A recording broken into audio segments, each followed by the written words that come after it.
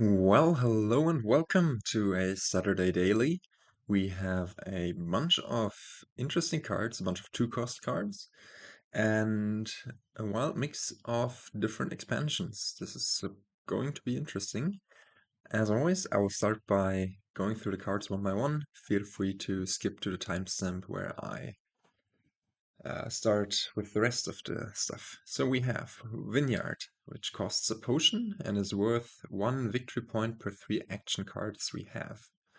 And you have to round them down, but that's usually a very strong, um, a very strong way of alternate victory points. If you have a bunch of actions in your deck, you can usually easily rack up Vineyard points, and they're a viable alternative to provinces. Border Guard, +1 action. Reveal the top cards of your deck, put one into your hand and discard the other. So side sifting, you replace the Border Guard in your hand with a slightly more, with one of the two cards you reveal. If both were actions, if both the cards that you revealed were actions, take the Lantern or the Horn, and those are artifacts that only one player can hold at a time. The Horn lets you top deck one Border Guard each turn. And the Lantern lets you, instead of revealing 2 cards, you reveal 3 cards. And so you get a bit of more sifting if you have the Lantern. Encampment, +2 cards, +2 actions. You may reveal a gold or a plunder from your hand. A plunder I'll get to. If you do not, set the encampment aside, encampment aside and return it to the supply at the start of cleanup. And that is part of a split pile.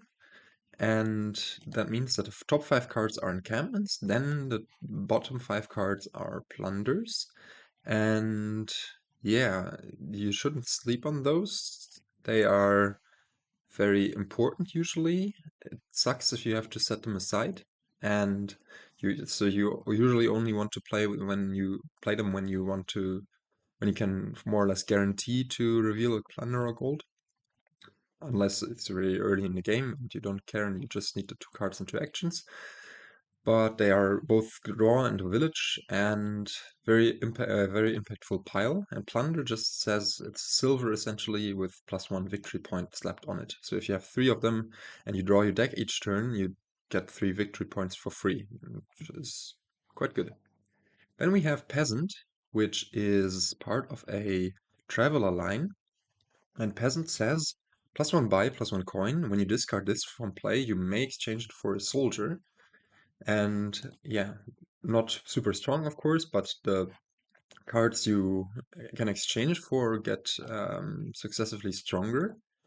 The first one being soldier, which says +2 coin, +1 per attack you have in play. Each other player with 4 or more cards in hand discards a card. And yeah, that can be nice economy if you have a bunch of attack cards in play. For example, here we have Rabble as an attack card and other soldiers, of course. And later, the teacher allows us to put the plus action token on the Rabble. And then if we play a bunch of Rebels and then the soldier finally, we get a bunch of money. One option. We can then exchange the soldier for a fugitive, which gives +2 cards, +1 action, and you have to discard a card. Not super strong, but a bit of sifting. Disciple then says you may play an action card from your hand twice, gain a copy of it. And this is very strong. So this is a throne room effect, and thus also a village effect.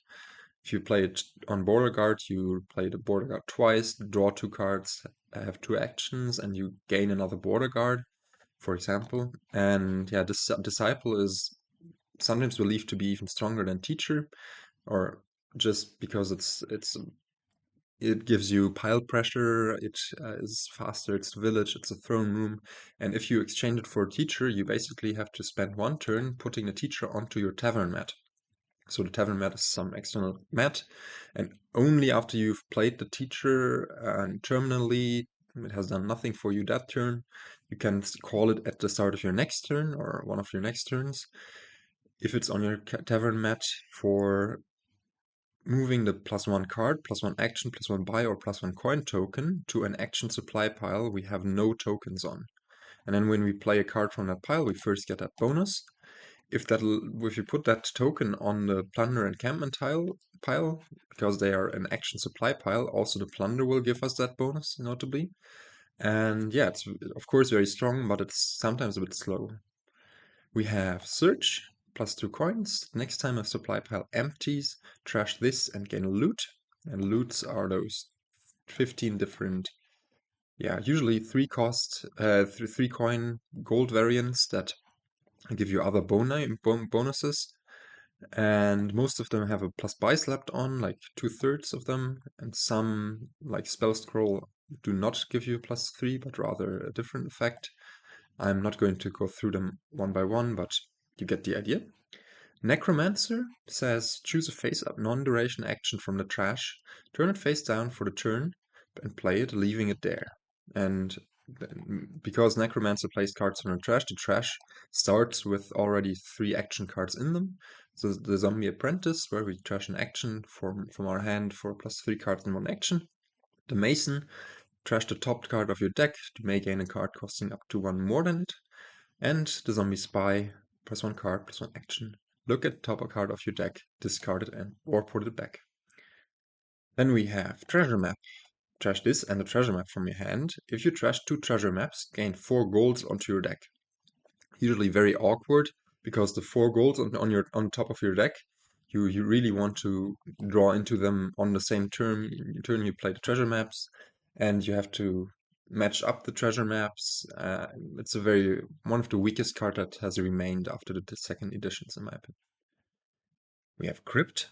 Set aside any number of non-duration treasures you have in play face down under this. While there any remain, at the start of each of your turns, put one of them into your hand. So this is some pseudo thinning, and it might be nice to set aside a gold or a plunder later for encampments, and it, I don't know, can alleviate some tension in your deck. But the coppers or whatever you set aside keeps seeping back into your deck, so you need to be careful that you account for that. Imperial Envoy, +5 cards, +1 buy, +2 debt on play. And yeah, strong draw card. The 2 debt is usually not that bad if you manage to like draw 1 gold or whatever, or some good payload card. And it is +buy. It is guaranteed +buy. The only other, well, there is other +buy in Peasant, but I was about to say other +buy also comes from search with loots, but that's unreliable.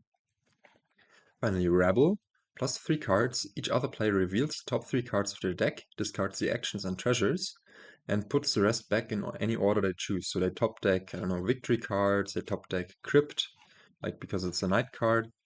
And yeah, so it's a smithy with a slight attack slapped on it. And usually in games with Rabble, you really don't want to green too early, because then you're just going to have those really nasty cards on top of your deck each turn, essentially limiting yourself to a hand size of 2 because you keep getting rabbled.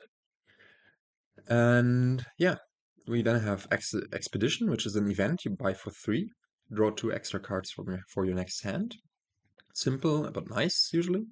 And Avoid, giving us the buyback when we buy it for 2. And the next time we shuffle this turn, so this only makes sense if you're at the bottom of your shuffle. The next time you shuffle this turn, pick up to 3 of those cards and leave them in your discard pile. Yeah, nice to have some pseudo thinning as well, because you can sometimes leave the bad cards out. But it also, like, leaving bad cards out also makes you shuffle more often, so I don't know. Yeah, we have the kingdom plot here. Now we can talk about what we're going to do in this kingdom. Yeah, I mean, everything is there. Gain, draw, village, attack, alt VP. A slight bit of thinning in Necromancer and some pseudo thinning in Avoid and maybe also Crypt. But not super strong stuff. So we are going to stick around. I have those coppers and estates stick around for most of the game, I think. Unless we do some strong Necromancer thinning, but it's very slow. But there's an abundance of draw, Encampment, Rabble, Imperial Envoy, especially with Teacher being around later maybe. And yeah, that's going to be great. Maybe we slap the plus action token on Rabble and do soldier economy. That might be an option. Yeah, we really want a few peasants to bring them up to disciple, and one of them, I think, to teacher. Due to the lack of thinning, this game is going to go at least not super duper quickly. We do want to keep an eye on the encampment plunder split. We don't want the AI to have all of the encampments, so we are going to need to fight for them, I think, because it's very strong if one player has all of them monolithically, and if they have a bunch of plunders. And yeah, also early on, it's the only real village, as long as we don't get the disciple. And finally, what else? What else? I don't think we're going for searches. Peasants usually seem better, and border guards and encampment as well. And yeah, I don't know. I'm going to play this by ear. We're going to avoid a bunch of stuff, I think. And yeah, I'm really not sure how to play this. Opening wise, I think 3-4 is one of the best openings. Um, it allows us to buy peasant first and then on turn 2 avoid and get another peasant or a border guard, and that sounds like a really decent opening. And why not encampment? Well, you would just throw away the encampment anyways, and the border guard, I mean, let's choose between two actions and it is about the same effect. If you can discard an estate, sometimes it's going to yield one less money, but I don't think you're concerned about that much money on the early shuffles anyways. And yeah, having that avoid on turn 2 is amazing, because then we're going to shuffle only 8 cards. We're guaranteed to hit 5. We're likely to hit a peasant, and we can pick up and we can just buy avoid and border guard, or avoid and um, maybe even expedition, and really get those early shuffles, keep those early shuffles clean of the estates. So I think this is a really good opening. Maybe even A tier, maybe A minus or so. Might be too weak. And on the 5-2, I think Crypt could be a consideration, pairing it up with the Peasant. You could also just go Peasant and avoid on turn 2. Doesn't feel too great to waste all of that money, but probably might also be a good option. And yeah, then on the 4-3, I think Necromancer is alright as an opening, but also there you could just go a Peasant and avoid. But yeah, I don't know. Lots of options, and we are having this nice 3-4 opening, so we are going to go for Peasant and then avoid with the border guard. Not shuffling in those estates. Let's see, hopefully the border guard can find the peasant, and yeah, we can just buy avoid and expedition. That means that next turn we are going to draw more cards, and we still get to not shuffle in those estates. And buys, exchange the peasant for a soldier, get rid of those estates in our shuffle, find the soldier, get to the bottom of this shuffle. Amazing. Attack the AI. We can double avoid and put in one more peasant. Right? If we double avoid, we discard um, 6 cards out of our shuffle, which is 3 estates, 3 coppers. Then we have 4 coppers left, the soldier and the fugitive. We might trigger a bad shuffle. So no, actually this should be single avoid Nah, it can't be expedition because we don't have a buy.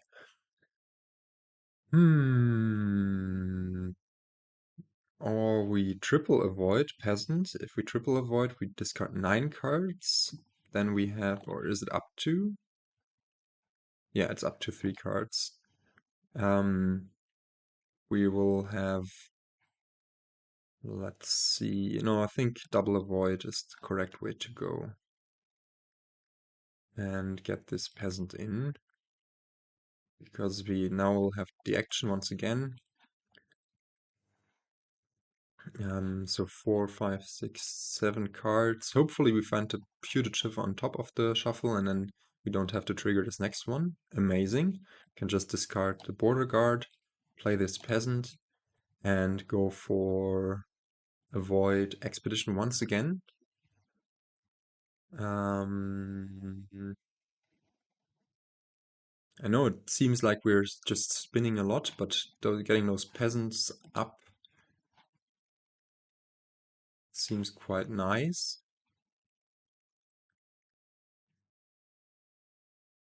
Or does this want to be something more productive? No, I think it's good. Get rid of those estates. And here we just disciple the soldier, I think. Don't want to draw into the next shuffle. So here, discipling the soldier is alright. We get to avoid a bunch again. And now, so next turn, yeah, I think we just wants to be once again just avoid and peasant. I mean, we will have terminal collision next turn, but that's okay. And we will get to play the teacher. Hopefully be able to put in a Rabble. And no, we won't be able to put in a Rabble, right? We won't hit enough money. But yeah, let's go for the peasant. Exchange this for teacher, exchange this for fugitive, get rid of those estates, get rid of those coppers. I'm getting a call, so I'm going to stop the recording for a sec. And the call is gone. Back to our Dominion game. We can play the border guard to find the fugitive or the copper. I think at this point this wants to be fugitive would draw into this next shuffle, so maybe we discarded one too many cards. So yeah, I think we're just going to get rid of this. Just play this teacher and play avoid and get another border guard and then slap the +1 card token on border guard. Does that seem good? We could also, yeah, that does seem quite alright. Or we could even think about slapping the +1 coin token on border guard, or the +1 action, or the +1 Y, and there are many options. If we put the +1 card token, yeah, I think that's the best. At this point, we will get that fugitive played. Do we want to trigger a shuffle of 5 cards here? We will see 2 of them. Probably pick another copper. So then we'll hit 5, 6, 7. If we'll hit 6 or 7, which can be enough for... I don't really like triggering the shuffle, so let's just go for this for now, and pick up Encampment Border Guard. Don't leave the encampments to AI. But it's not going to do much for us yet. Maybe we just skip encampment completely here and buy border guard peasant. Next turn, hope to connect a disciple to one of the border guards. So we can also discard here for that. And yeah, amazing. We do get to disciple a border guard, and we even find a thingy here. Do we want to discard the peasant or the border guard is the question? If we discard the Peasant, we will see 3 more cards. That's already... We have 4 border guards, right? So if we take the Lantern, we'll get back to the Peasant and we'll draw a bunch more. So yeah, let's take the Lantern for this. Actually, yeah, we don't even want to really draw the Peasant, as the teacher and the thing want to be played. So yeah, let's at this point just avoid again. We do have a border guard top deck, which is really good. No, we don't have a border guard top deck, right? No, I thought the border guard from the disciple play might be the top decked. No, yeah, then we really want to avoid a bunch and pick up maybe an Imperial Envoy for plus buy or a Rabble already to start annoying the AI a bit. You can slap plus action on Rabble, and then the Disciple will be able to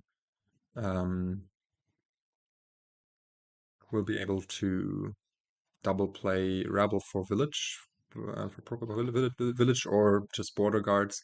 So I think Rabble is good, but also Imperial Envoy might be good. The problem about your Imperial Envoy is that it gives us this 2 debt that we currently cannot really deal with that well. But yeah, let's attack the AI a bit and exchange this for a fugitive. Get rid of those estates once more and see what we can draw here. The teacher, let's just be very aggressive, move the plus action token on the Rabble, immediately get rewarded for that. And the AI has a problem that it has those 4 encampments, but no gold, and so it's more or less forced to not play the encampments, and yeah, that's really bad.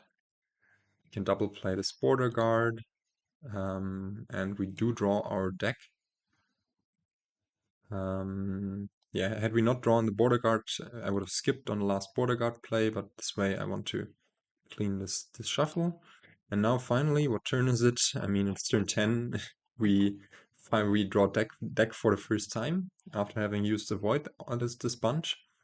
And now it's time to think about what payload we want to have.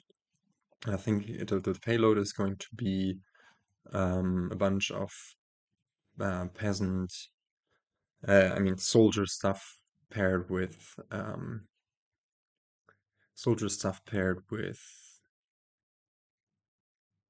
Rabble. So yeah, we can actually double avoid, put in 2 more peasants, as the fugitive is going to turn into a disciple here. And do we want to turn this peasant into a soldier, or do we want to have 3 buys next turn? Well, we could in theory have also 3 buys using one of the disciples on peasants, which is not going to happen, I think, but no, I forgot about the teacher that we need to play. Well, maybe we can pair up disciples with each other, then we'll have 1 more action. Let's see. Yeah, discard a copper. AI gets the 5th encampment, so now the plunders are revealed, but AI has a terrible, terrible deck. So yeah, let's see. Let's take the horn. We can pair up disciple with disciple to double play Rabble, right? Just attack the AI twice, get another Rabble in. Double play border guard, get another border guard in. This wants to be the Rabble. And now we have 4 actions because we discipled the disciple. Can border guard here, pick up the teacher, play 1 more Rabble, and have enough actions for both peasants, the teacher, and the soldier. And now, yeah, we can buy a void, and we're really off to the races. This should be Rabble. Should this be Rabble? Could also be something like so yeah, how do we want to do this? think we want to get a third disciple, and I think maybe 2 more peasants and 1 more rabble is good. We can even buy in 1 more avoid another avoid for another rabble, or does this want to be a plunder? Just to contest them just to contest them a bit. We could also think about Crypt to get rid of our coppers for good and really just have a very thin deck next turn, and we don't have to buy a void as much. Actually, I like that a bunch. Yeah, get that fugitive, get those soldiers, and top deck a border guard. Not accidentally exchange disciples for teachers, that would be really annoying. But yeah, we get to avoid here, get to avoid there. And this deck is working a lot better than I thought. Like, this is really fun. And look at this, we already have the vineyards up to 5. Yeah, I don't know. Let's move the teacher coin token to peasant. Does that make sense? I mean, the coin token is only going to affect peasants and not the soldiers, but could also be the buy token actually. We're a bit lacking in buys, so yeah. Let's hope to pair up the disciples once again. Yeah, I'm picking whatever. Yeah, we do pair up the disciples again. Can double play 2 rebels, get 2 more rebels into the deck, which are going to be good economy with the soldiers. And also village effect, and yeah, play all of those rebels. Really just bully the AI a bunch. Play the fugitive. And yeah, look at this soldier economy. Just 15 money just off of the peasants and soldiers. Really amazing. And we hit 22 5 buys. I think it's time to pick up a potion for next turn to get some money. Next turn we are also going to have the 3rd disciple. And AI is just rolling around in the mud, having top decked in stage and discarded 2. It's not going to have a great turn. So what we can do at this point is just pick up more peasant. Like, right, next turn we're going to pair up 3 disciples, so we're going to have 6 actions. We will have to play the teacher again, but yeah, what even do we want to buy?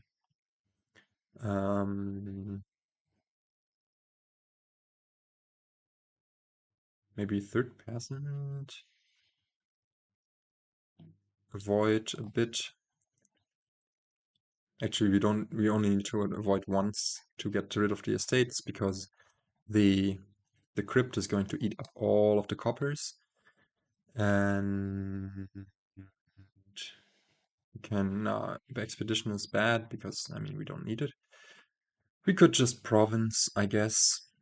I mean, province at this point is worse than vineyard, so maybe it's just potion actually. Yeah, that will yield a vineyard next turn. And yeah, I think the bottleneck is going to be the buys actually. Stash away all of those coppers. And now do a bunch of exchanging. Can exchange 1 more. All right. Well, the AI has 1 more fugitive. So if it exchanges this fugitive into a disciple, then we won't be able to ever exchange our fugitive into a disciple. So let's not do that. But let's go full all in on the soldier economy and exchange those peasants for things. We bought 3 peasants, so we'll have a bunch of buys as well. Decline this and discard estates and 2 potions, and well, we want to play the soldiers last, so maybe that. But our deck is super reliable at this point. And we're going to have a bunch of money. Wow. I really didn't think this would be such a well working engine. Like, this is really Chef's Kiss engine. Let's see what the AI does with this yeah, peasant or soldier discard, but with this fugitive and disciple. And oh yeah, it does get rid of its encampments. It does exchange into disciple, just as I thought, and doesn't exchange the other disciple into teacher. So really, we would be stranded with just a fugitive here, had we not done this. Yeah, pick up this disciple. Yeah, just disciple. Hopefully, we'll find the other disciple within the next 6 cards. Yeah, we do. Amazing. So we do get to double play Rabble once again. And do we even want to double play it once more? Why not? We do need the actions anyways. And look at AI's top deck, 2 estates, and awful stuff. So yeah, let's do all of this and play those peasants. Yeah, let's see how much money we have, but this is going to be insane money anyways. 32, we could go up to 42 and just quad province, or we could use this peasant for buys. We don't need to play the teacher at this point. Avoid is more than enough to ensure reliability. Do we have a win here yet? 7 buys is not enough to win, so I think we just avoid twice, buy 2 vineyards for sure. And the world is our oyster. We can really do whatever. We could lower a bunch. Yeah, just get a bunch of more action cards. Actually, I didn't really think this through. Maybe I shouldn't have bought this border guard. But yeah, next turn we're going to. Yeah, I really want to just end the game next turn. So why not get one more Rabble at this point? Use a bunch of more Avoid. Yeah,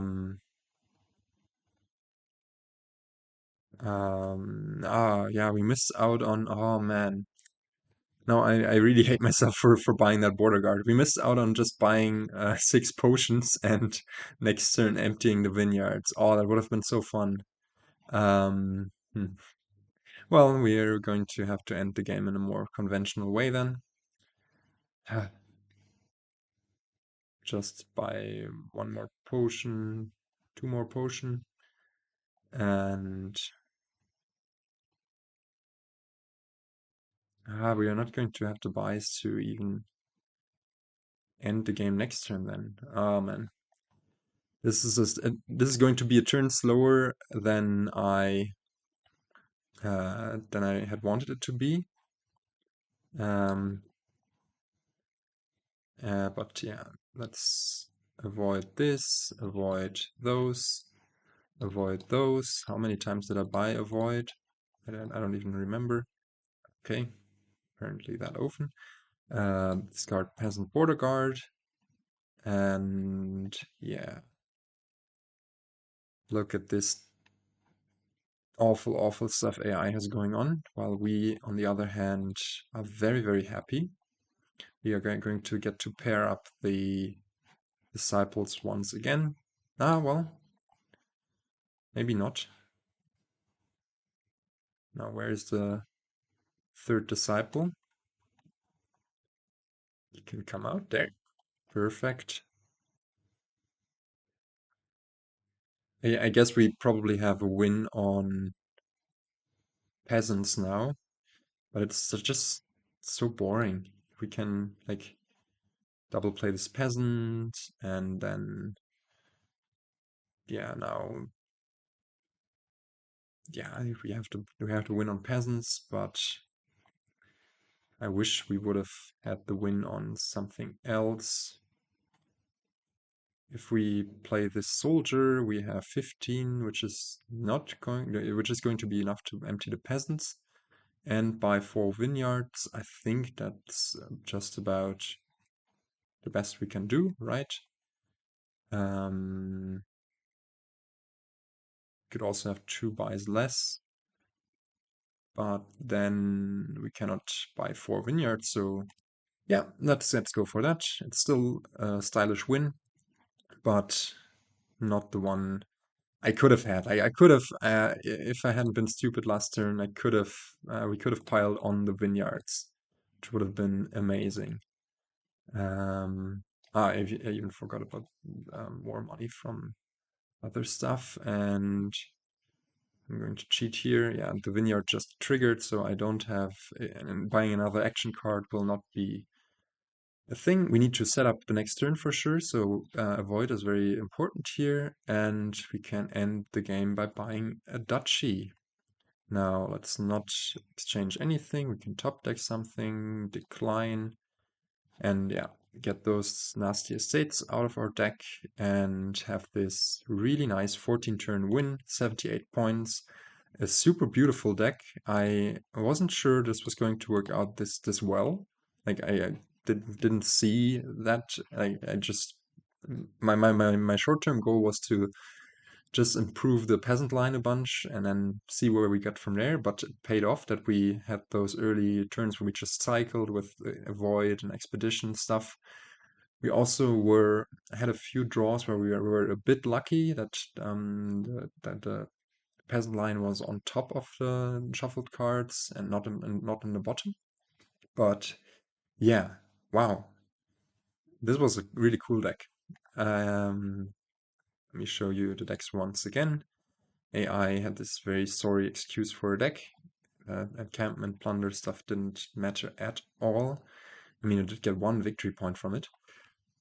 But yeah, I would have loved to have a 4th disciple. And of course, for that reason, Encampment might have been nice for just more village space. But having the action on Rabble and the card on Border Guard, we just had so much draw and could line up the disciples with each other each time. And yeah, it was really, really nice. Anyways, that wraps up this video. I hope you enjoyed it, and I will try to catch you in the next one. Goodbye.